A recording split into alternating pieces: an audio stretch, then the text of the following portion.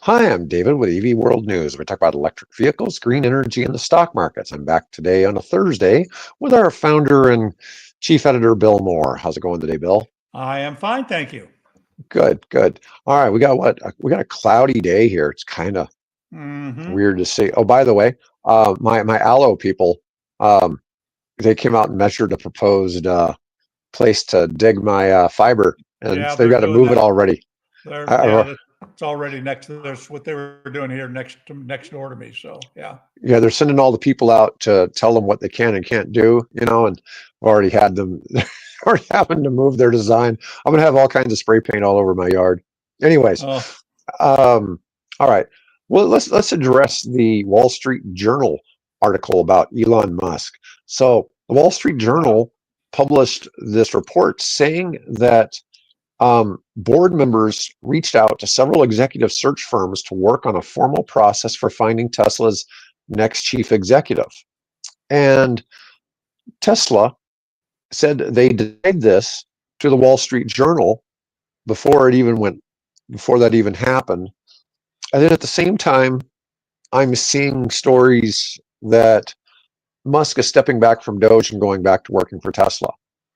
And I'm, it's hard to reconcile what's really going on, right? You know, It's absolutely impossible. And obviously, the board and investors have an ear to this because what Elon does seriously reflects the where the stock is at any given moment. So, Wall Street wasn't the only one to do this. I think I was CNN, I believe, had an analyst on that said that that Tesla has reached out to firms that do headhunter firms to initiate for them. And of course, you would think that if that's the case, they would tell these people, don't say anything, right? And they would obviously want to keep this quiet for as long as possible.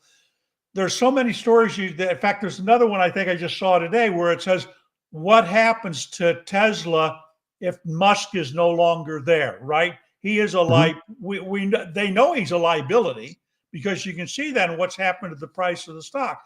But does that ultimately help the company in the long run to keep him in there, or does it hurt them in the long run? That's a great unknown. So I can see why they're very sensitive about now. Maybe there is no effort to replace him. I think they ought to, but that's for them to decide. Well, like I said, I watched something from yesterday that claimed that um, Trump was thanking him for his work and said that Musk is going back to his cars. And but it, As he slammed the door of the Oval Office behind him, right? um, no, it was really weird because Musk was wearing multiple hats. He had on Yeah, a the hat with its own stupid hat, and he was red saying he was hat and then wearing multiple hats. the black. I am the MAGA black goth, Tesla Lord or whatever. The, I'm sorry, you're having. There are two guys that were in that office that are having, I think, some serious mental health issues Well, at this particular time. well, you never know. You never know. You remember the time when Musk went on Joe Rogan and smoked weed? That didn't do well. Didn't the stock drop like 30% or something?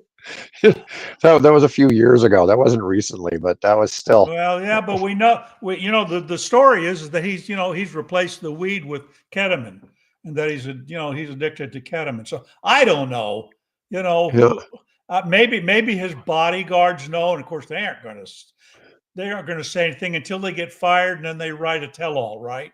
So yeah. I'm pretty sure he and Trump were both on Ozempic. Oh, well, and this just before we started. I was listening to a podcast where somebody was coming in and talking about he's had all this, Trump's had all this weight loss. That's why he couldn't wear a black suit to the Pope's funeral, and why he had to wear a blue one because the black suit doesn't fit him anymore because he's lost so much weight. yeah. There you go. You know? Interesting explanation. Yeah. Let's Well, just let's anyway, just have a nice, quiet, efficient executive, like Jim Farley or even Mary. Let's just somebody who doesn't causes Yeah, stir I like like I like Jim Farley a lot. I do You too. know, I do yeah, too. I think he's I think he's keeping Ford on the right track. But most company CEOs do their best not to make waves, which Yeah, is the exact opposite of what Musk does. He's clearly out making waves, and he's definitely rocking the ship. he's There's right. no Yeah, question. definitely rocking the ship. Yeah. Anyways, all right. So let's move on and let's talk about the Nissan $16,000 EV, not Yeah, available in the USA. N7. Yeah, of The course. Well, of N7 course. EV. Of course. Yeah. You know. After that whole thing about the six EVs that Buick's launching and the Electra line over there, it's like Uh-huh. now Right. Nissan went over there. It's like, come on, Well, hey, bring some.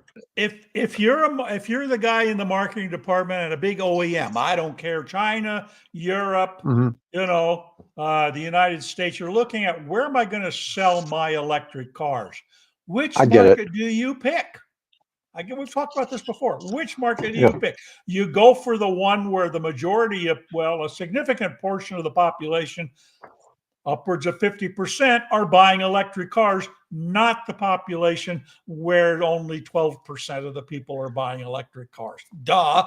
Yeah, no, I get it. I get it. From a market standpoint, I think it probably makes sense for every EV maker to launch their first cars in China. Yep. And it's like BYD. BYD says we don't really care about the United States. I mean, we're in the biggest. They're already in the biggest market. I think they're They're all now in the selling biggest in like market, 80 and countries. we've got the whole wide world, except for that little funny shaped thing there, across the Pacific from us. I mean, it's a big Mhm. market, obviously. We're the second largest economy in the world. I think we're now behind China, aren't we? Isn't China the largest economy in the world now? Anyway, one or two. So it's a fair I think we're sized still market. number one. I Yeah, think we're not but number one in cars. We're number two no, in cars. yeah, Yeah, China's definitely number one in cars. yeah. So Um, so this $16,000 N7 EV, 388 miles of range. yeah, baby. I mean, that's usually a 50 plus $1,000 EV to get that kind of Exactly. range. Um, it I was it wish was I knew whose batteries they're using. That would be interesting. something they found off of Craigslist over there, off of Timu or Alibaba. God, I hope not. They're using recycled e-bike batteries from companies that went out of business. No, or, I don't or, know. or the what are the cigarette things? Yeah, the vapes, The yeah, vapes, the vape batteries. used Yeah, vape batteries. Yeah. yeah. That was probably one of the best recycling jobs we've ever seen was when that Oh, guy made the yeah. e-bike motor with that. Um, all right. So 5 trims starting with the N7 510 Air all the way up to the N7 625 Max, which offers a higher range. Inside the car is crammed with tech, but Nissan's kept it super affordable with prices starting from $16,400. Oh, the base model is 317 miles of range. The full trimmed one has 388. So 317 is Nothing still to still man. At amazing. $16,000, That's nuts. for 300 miles. I paid 2 grand more. I'll give the information. I paid 2 grand more for my used Bolt and only got 240 miles range. So Yeah, yeah, that's good um on you, Nissan. four-door car. It's not bad looking. I mean, Nope. they already have the Leaf. I mean, this doesn't seem like it's a whole lot different than a Leaf, does it? Yeah, I mean, probably based other very than the range. yeah, part sharing. I mean, think about that. The Leaf originally came out and it was what, somewhere around 89 miles of range. And Mhm. now you're up over 300. Yeah. Wow. Oh, is it? Does the Leaf have 300 now? Oh, well, no, I'm talking about the N7. The change has been made. So, Okay. Yeah, this is pretty sharp. Pretty sharp that's um going on there.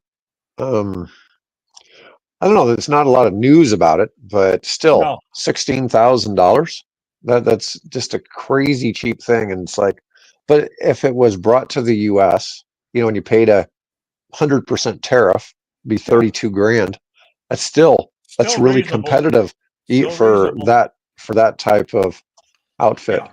Yeah. All right. Of course, Next. now does that include the various rebates and incentives that the Chinese get, right? Because they get some sizable, government rebate and funding opportunities when they buy electric cars in China, starting with a reduced price on their license plates and a whole bunch of other things. So, All right. Let's go on to the next one. I don't know where this one's coming out, but this is Isuzu. Isuzu's first electric pickup here. yeah, It's called the D-Max EV, yeah, and I suspect it's going to be more than $16,000 though. yeah, But probably. But it's a good you looking know, truck. it is. It is. It looks really sharp. The D-Max EV. It's Isuzu's first electric pickup. It'll be rolling in the next few months. Let's see. Does Isuzu? I don't think even does Isuzu have dealerships here in the U.S. I don't know the answer to that. I mean, they sure used to. Um, let's see. They no longer sell vehicles since 2009, so there are no current Okay. dealerships in the Okay. U.S. Okay. They do sell Isuzu trucks in the United States, like the big trucks. The big ones, yeah.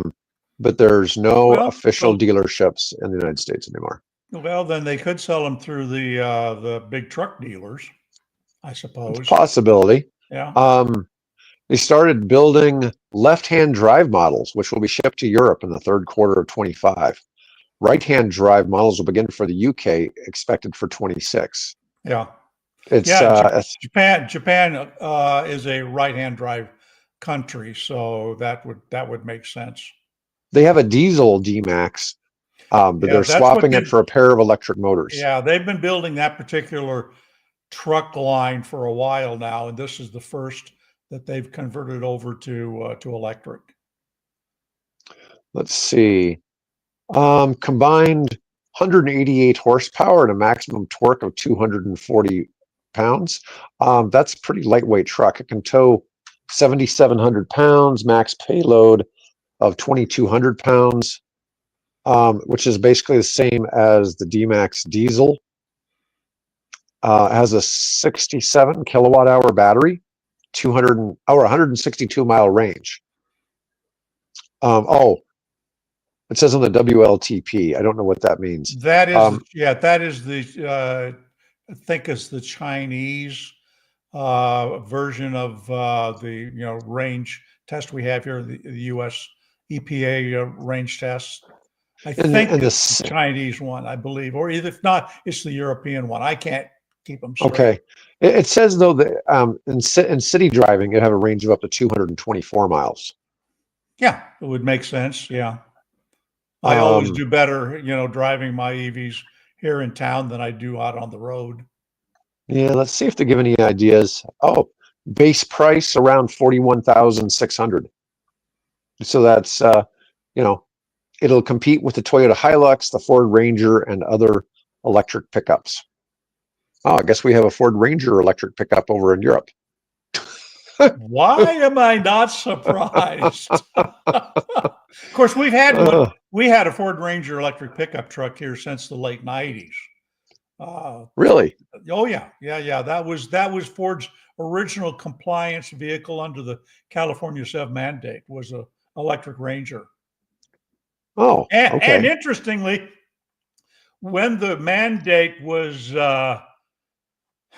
went into hibernation due to legislative moves by the oil companies and the car makers, when they were no longer required to meet the mandate, then Ford, interestingly, while GM brought all the EV1s in and crushed them, and Honda collected most of all the EV pluses and did something with them. I don't know whether they took them out off the coast of California and dumped them in the ocean or what they did with them. but Ford said we're not going to do that, and Toyota was the same way. Toyota let you buy the Rav4. Ford let you buy the Ranger EV. So there may still be Ranger EVs running around, Southern California, even at. Huh. Did not know that that had really ever been a thing. Okay. Well, we got a couple of articles on nuclear power today. So one comes from Wired. States and startups are suing the U.S. Nuclear Regulatory Commission. Critics of the NRC says red tape and lengthy authorization timelines stifle innovation, but handing some of its responsibilities to states could undermine public trust in the industry's safety record. A company called American Nuclear, Valor Atomics, Deep Fission, the state of Florida, Louisiana, and Arizona all are involved in a lawsuit against the NRC, which, they've added on. It was originally filed by Texas, Utah, and nuclear company Last Energy. They blame the NRC for so restrictively regulating new nuclear reactor construction that it rarely happens at all. This is one of the things I've been saying, is that the U.S., it's just really hard to get a project approved. By the time somebody gets somewhere with it, it's over budget. So NuScale, that makes small modular reactors, had something going in Idaho, and they overran cost on the initial startup reactor by about $500 million. And and their cost to produce each megawatt had gone up. And it wasn't really an enormous amount. It went from an estimate of about equivalent of about 4 cents a kilowatt to about 9. Okay. But in the greater scheme of creating power, we all know that the big cost is transmission. Exactly. Okay. Yeah. So the cost of producing the electricity is the challenge. And the small modular reactors are best suited to being built right where they're going to be used. So you don't want to they're not designed for transmission over hundreds of miles. They're designed to provide, power in certain spots. But now there's all kinds of things in the data center business where data centers are trying to sign deals to be able to get these reactors installed next to their facilities. Yeah. Now, but this is really interesting because the United States has historically been the global powerhouse of nuclear energy. Only 3 new reactors have come online over the past 25 years in the United States. Yeah. Yeah. And a lot of that is, there's a lot of fear of nuclear. We had the original reactors. I don't think there's any first generation reactors actively in use in the United States. We have a lot of second generation reactors. And the 3 big accidents that people generally know about in the nuclear space, all were second generation reactors. Yeah. The generation 3 reactors. 3 Mile Island, Chernobyl, and the Fukushima. Yeah. Those were all generation 2 reactors. So generation 3, which is still steam turbine powered, has never had an accident, but we only have 1 Gen 3 facility in the United States that I'm aware of. But there are lots of them around the world. And now the new SMRs, a lot of them are 4th generation reactors. Yeah, explain what SMR is for people. So SMR is a small modular reactor. It's more like the idea of what the U.S. Navy uses on submarines and aircraft carriers to power those. So the Navy's been able to operate without an accident for 60 years with nuclear power. And that's kind of where a lot of this design has come from. But most nuclear sites historically have been very large. We're going to power the whole state or something like that, or lots of cities, big geographical areas with a single nuclear power plant. Right. The SMRs are designed for off-grid communities. And when I say off-grid, maybe something that's a community where their power is supplied by importing diesel fuel or LNG on a ship or by truck and running it at like a mining site or a remote community. And so a lot of these, for instance, there's been a lot of involvement in First Nations in Canada want this. They have over 400 sites throughout Canada that would like to have small modular reactors eventually. But right now, that technology, the first one in North America, is slated to be operational in Canada in 2029. So there's still there's a lot of timeline to Right. this, And these are all fission based reactors, right? Where and you're we're right. actually Yeah, they're all still splitting fission. the atom rather than fusion, where you're bringing bringing elements to make the atom, bring it together. So Yeah, and we're going to talk about that in a minute too. yes, But yeah, so this is very interesting that the laws, a lot of them were written in the 1950s, and they basically make it too difficult for people to get stuff in place. One of the things also is unique about the SMR type reactors, they can be hauled on a semi truck. I think they actually will. The ones I've been looking at fit in a 20-foot shipping container.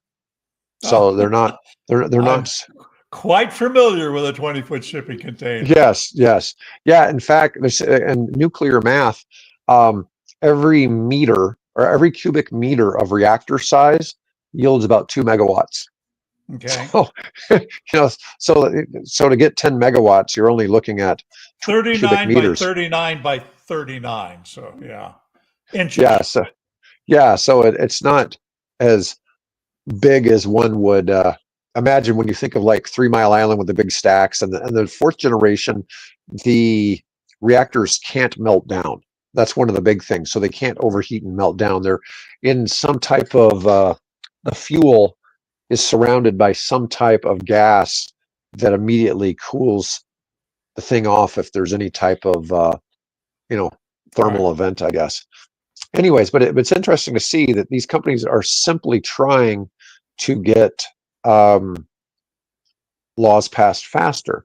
The claim is that the Nuclear Regulatory Commission is both violating the Atomic Energy Act and stifling progress. NuScale, as I mentioned, this article talks about it. The only SMR company to get the NRC approval for its model spent 500 million and 2 million hours of labor over several years just to get its design approved. It wasn't really just the development, that was just to get it approved. But in late 23, it pulled the plug on a planned power plant in Idaho after customers balked the projected high price tag, which was going to work out to $89 a megawatt hour, which essentially that's 8.9 cents per kilowatt. Yeah. And they originally estimated $58 per megawatt hour, or 5.8 cents. Right. But once again, they're building larger ones, like 75 to 300 megawatts per reactor core. And Right. so those are more designed either for a big data center or to serve a larger community. Yeah. So they can be made in the SMRs basically run anywhere from 10 megawatts on the small side all the way up to about 300 megawatts on the large side, with the bigger ones that you generally think of in a nuclear power plant being more like Gigawatt. anywhere from 800 to 1.2 gigawatts Right. Yeah. per reactor. Yeah. Anyways, there's a belief that allowing states to compete on regulation would help boost safety within the field of small modular reactors. Innovation is what drives the safety ball down the field, and the only way to do that is to have different regulators with different ideas. I was looking at an island in the Caribbean that wants nuclear, and they decided to align with Canada to try to get their stuff done because the United States is so slow. Yeah. I want people to be safety conscious here, but I also wonder, and excuse me for being conspiratorial, I wonder how much of that red tape was generated just simply to keep the old style thermal plants operational, right? To keep the stream of coal flowing, to keep the natural gas flowing, as opposed to refuel it every 2-3 years, something like that. It definitely makes you wonder when you see so much criticism of the electric vehicle industry. Yeah, exactly. From the that we know is funded by the oil industry, Yep. trying to keep EVs from taking over, and eventually market dynamics. Although we're going to talk about that as well today, but market dynamics are what will allow EVs to eventually take the place of gas-powered cars, but it's just, a different concept. Okay, we're going to talk about a fusion reactor. A Right. fusion reactor called Norm, Norman. could outperform everything we've built so far. TAE Technologies claims its setup produces 100 times the power of other designs at half the cost, but the road to commercial fusion is littered with hype. Yep. And this California, probably the best sentence of that whole article. oh really? Oh, that's sad. I keep saying the same things, running at half the cost of older designs. Yeah. Obviously our big concern, just like with the other reactors, is with the fission reactors, is safety, right? And don't they have to figure out how to contain this yet? Well, now here's the deal. For fusion to work, you have to create a extraordinarily strong magnetic field. Because what you're doing is you're creating basically a miniature microscopic star, right? Mhm. And to do that, the sun, of course, uses its own mass and gravity to keep it constrained. So if you're going to do fusion, you have to do the same thing. You have to have a very, very powerful magnetic field to keep that plasma constrained and that fusion process continuing to go on. So what TAI has said is that we found a way, back up just a second, to create that magnetic field takes lots and lots and lots of electrical energy to power those magnets, right? To create that. Because you're looking at, a magnet basically the size of this room I'm sitting in to keep that thing contained. And so TAA says they found a way to take and use the plasma. And I don't even begin to understand how that works, but use the plasma to create the magnetic field to contain the reaction. Okay. So this is where they're saying they can, I think it's what? They can generate it for, they use 1/100th of the power or some number like that. So if it's true, if they can do it, fantastic, right? We just have heard so many promises over the years that, fusion, it's only 25 years away. Well, yeah, hopefully we're closer. Yeah, that's always been the expression, right? We're only 25 years away from successfully having nuclear fusion, and that's so they call a Norm a variant of the company's 5th generation reactor. They're calling fusion the 5th generation reactor. Right. Yep. Yeah. Norm reduces the machine's size, complexity, and cost by up to 50%. Well, it's who knows how much that really plays out. Mike Herzog and I are both pretty skeptical of pretty much any technology unless certain companies or people are behind it. Yeah. And really wonder about this one. The power plant's going to be called Da Vinci. They're expecting one to be operational in the early 2030s. Well, that would really be something. Yeah. That would really be something. That's if they could only make that 5 happen. years away instead of 25 years away. Yes. I hope it worked. I would love to see that. It would pave the way for hydrogen boron fusion, which produces no radioactive waste and could be safer than the tritium or deuterium used in other experiments. Yeah. Oh, I hear they're saying commercial fusion power has remained perpetually 30 years away. Yeah. So, yeah. 25, 30, give or take half a decade. Yeah. It's just, who knows? Hopefully they'll make something work there. All right. So, let me see. I got something. What is this? You had an article.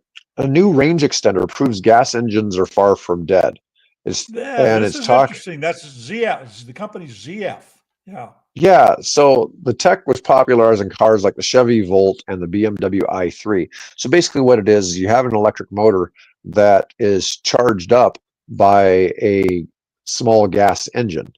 And this isn't completely Well, new, but technically, it's a generator. So the motor yes, is spinning a generator that creates the electricity. That electricity then goes into the battery, and from the battery, then it goes into the well, depending on slightly on configuration, but then that's what drives the electric motors that propel the wheel. So you've got an electric motor, and then you've got a generator that is creating the electricity.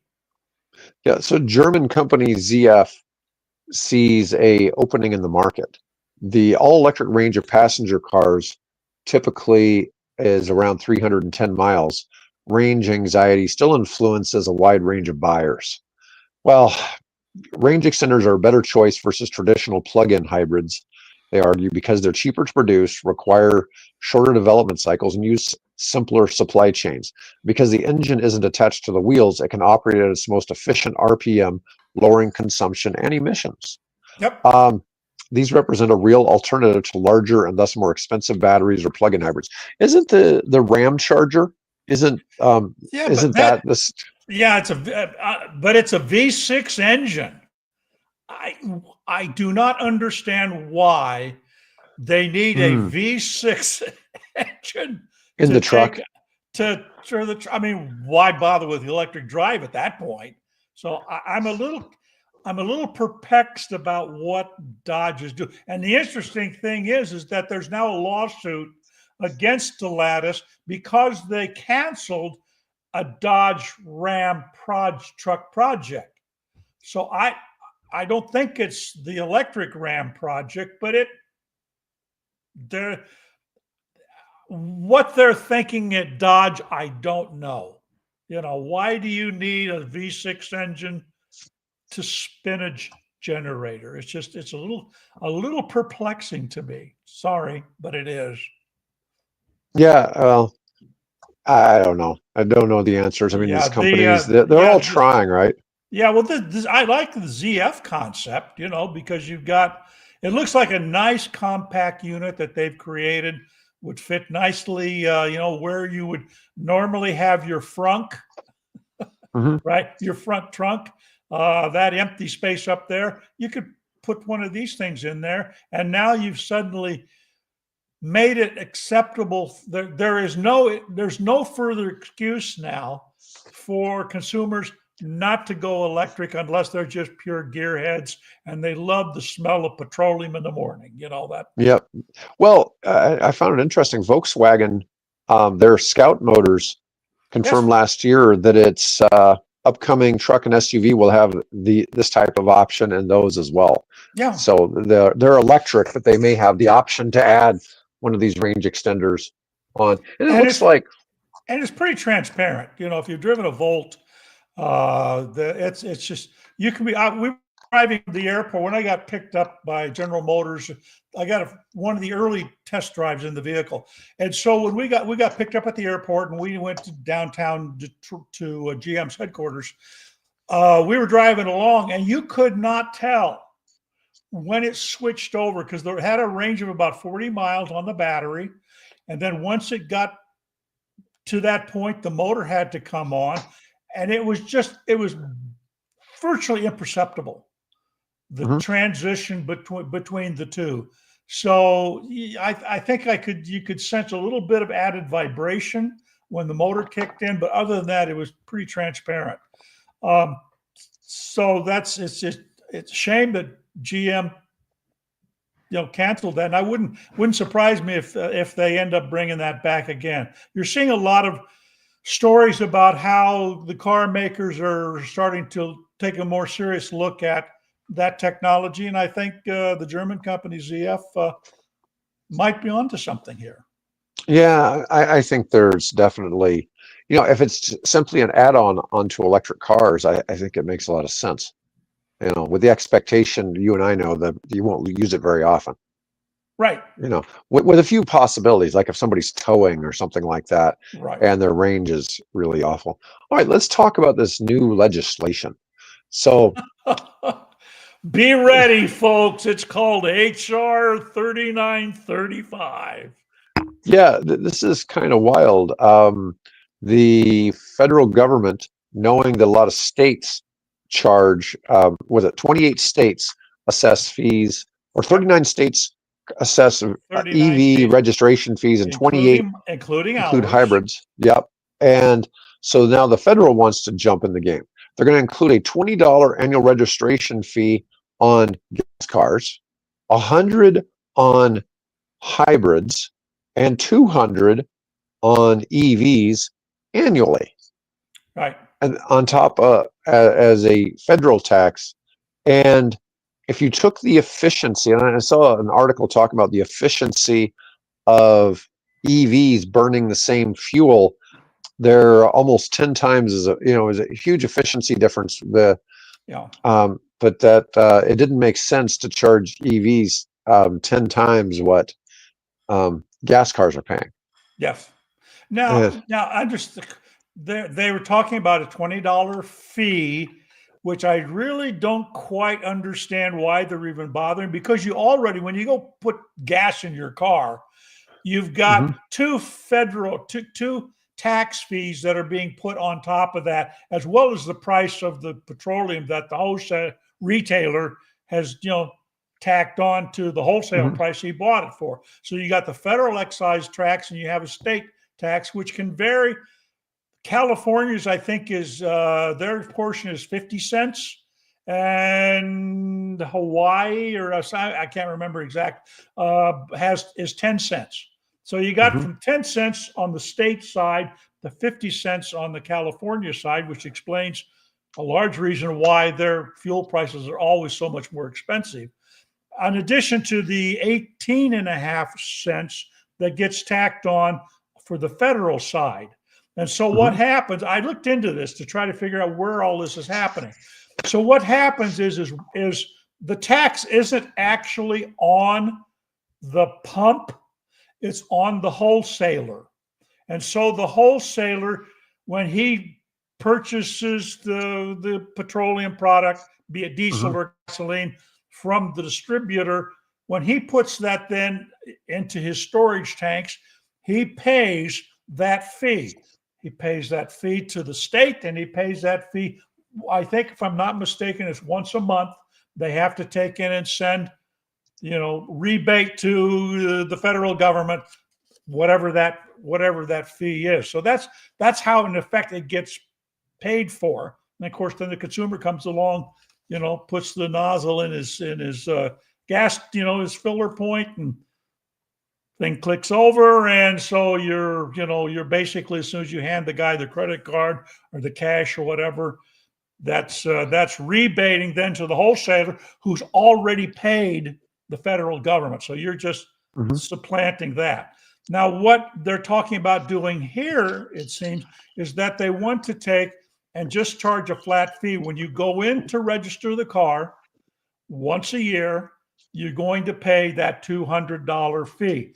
Here, I just got done paying my $150 fee on my Bolt, on my Bolt, and my Fiat 500e is coming due this month, so I'm going to have to pay another $150 for that. Even though I do not drive anywhere near the amount of miles that would justify charging me $200 annually, right?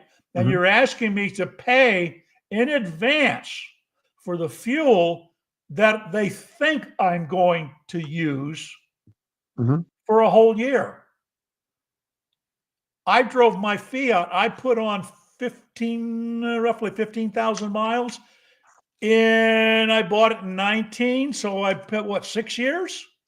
Yeah. I've done 15,000 miles. So, hey, I'm not, you're making me pay considerably more. I did a little, conversation with my favorite chat bot AIs about this. And the average person pays anywhere, depending on where they live, anywhere from basically $120 to $140 in federal side of that tax, and anywhere from $100 to $400 on the state side of that tax. So you're paying, you're asking me to pay considerably more than what somebody who drives the average, and of course, average could be anywhere from 1,000 miles in a year if you're a little old lady from Pasadena to some guy who's driving an Uber thing and he's doing 150, 200,000 miles in a year. That'd be a lot of Ubering. That Good would be a Lord. lot of Ubering. Holy crap. Yeah, I mean, I think like long haul truck drivers drive like 100,000 miles a year. They drive like 2,000 miles a week, Right. kind of thing. Yeah. And man, hard to imagine. I'm sure there's some Uber drivers who probably drive that much, but Yeah. that's just an awful lot.